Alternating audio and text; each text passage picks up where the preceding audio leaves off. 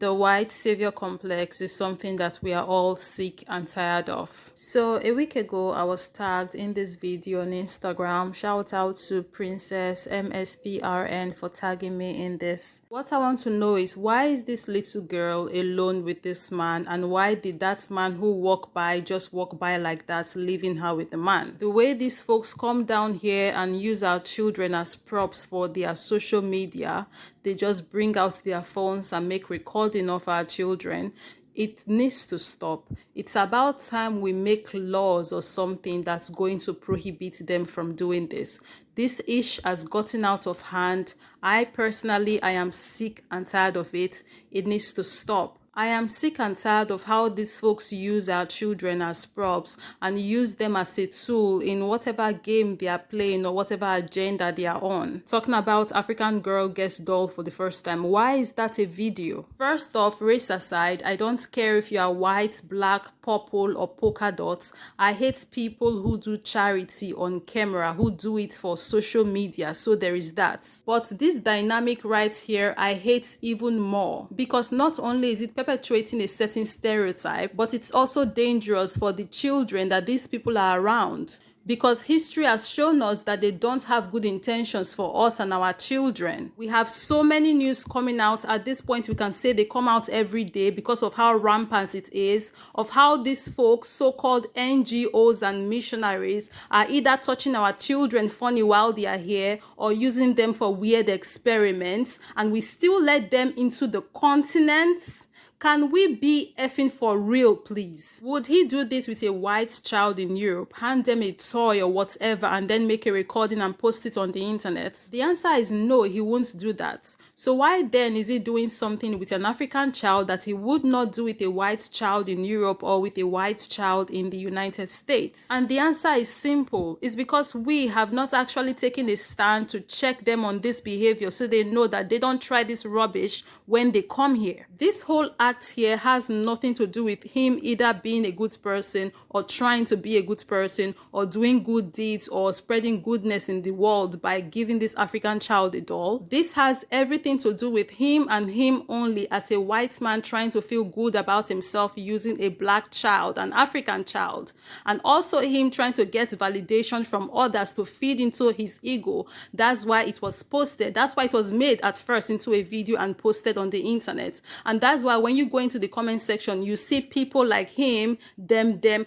hyping him up and giving him the validation that he wants, and them using this opportunity to feel good about themselves as well. Because then in their minds, they can go, well, at least even though I'm a white person and I'm having it rough, at least I'm not this African child. That is why when you watch the places that they go to do their charities, it's always those places they tag as third world countries. That's why they are on the continent of Africa. That's why they are in Asia. Because ask me, why don't they go into their own poor neighborhoods to do all of this madness? It's because they would not get the exact same thrill, the feeling that they want from doing it in their own neighborhoods. So they have to go to places that they feel that those people there are less than them, and they actually get that feeling of the, white savior that they are craving for. That's exactly why, the only reason why they do all of this is the narcissism that runs through their veins that continues to push them to do crazy-ish like this. That's why it's 2022 and we still see them doing crazy-ish like this. It's the narcissism, I tell you. They cannot run away from it because it's in them. It follows them everywhere they go. At this point, they need an exorcism because ish has gotten out of hand. It wasn't cute in the past when they were doing it. It's still not cute now. If it were up to me, ish like this would not even have been happening again on this continent. You see, those NGOs and those so-called missionaries, they would have been long banned from this continent because Oguwa Agbewu all of them. But I'm not blaming on our so-called leaders now. Blame those ones too. Oguwa Agbewu them too. Because now, because of all this rubbish still they happen, as now still no one gets and so and do what's right. And yes, guys, right now I'm in my feelings and I'm not even apologetic about it because I hate that I continuously have to be coming by videos like this, information like this, like back to back. I'm like, how long are we going to be doing this? How long till we finally get to that point where we put a stop to it and we start to see a positive shift in what's going on here? People from the West will come into developing countries and take pictures of other people's kids without consent and put them on the internet. Do you ever do that to white children as well? If not, why not? And how would you feel if someone did that to your child? And sometimes the West's obsession with African kids can be very dangerous, so much so that all of these countries have banned foreign adoption.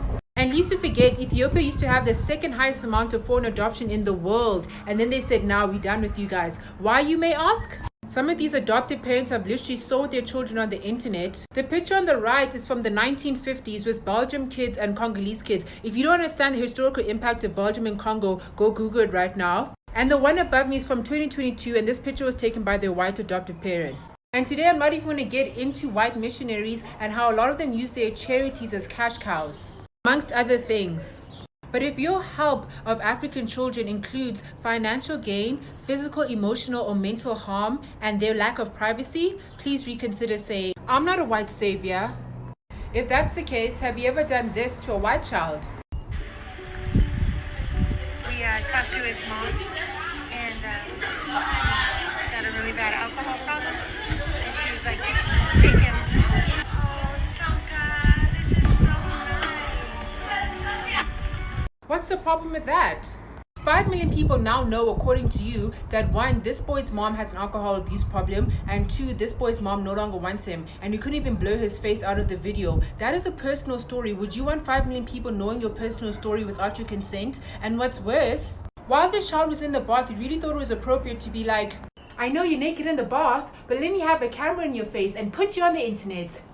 Kudos to these African countries that have banned international adoption. Can the other countries follow suit already, like ASAP? Because me, I don't know waiting on the wait for. I have no idea what more you need for you to make the exact same decision that these countries have made. I mean, history, in collaboration with the horror stories we keep hearing about, which are loud, by the way, and tells us everything we need to know, speaks for themselves. What more are we waiting for exactly? A sign from the heavens, perhaps?